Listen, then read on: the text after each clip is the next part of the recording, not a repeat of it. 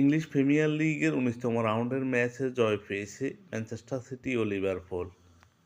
English premier লিগের ১৯তম রাউন্ডের ম্যাচে লেস্টার সিটিকে ২-১ গোলে হারিয়েছে ম্যানচেস্টার সিটি।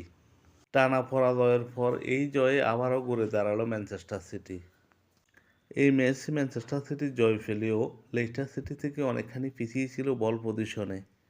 লেস্টার সিটি যেখানে ৫৪% বল পজিশন ছিল, সেখানে ম্যানচেস্টার সিটি ৪৬% বল পজিশন ছিল।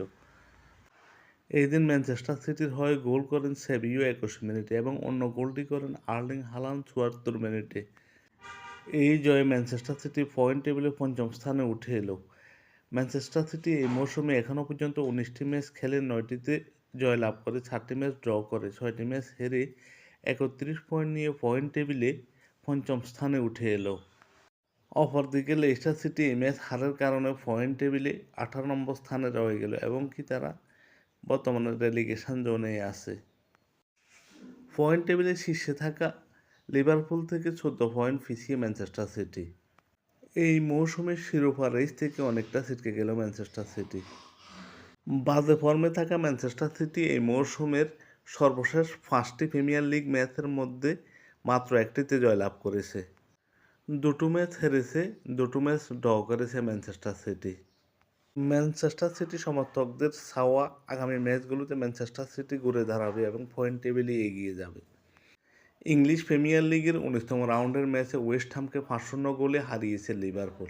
লিভারপুলের হয়ে একটি করে গোল করেন মোহাম্মদ সালাহ, আলেকজান্ডার আর্নল্ড, দি জটা, করি গাকপো এবং লুইস দিয়াস।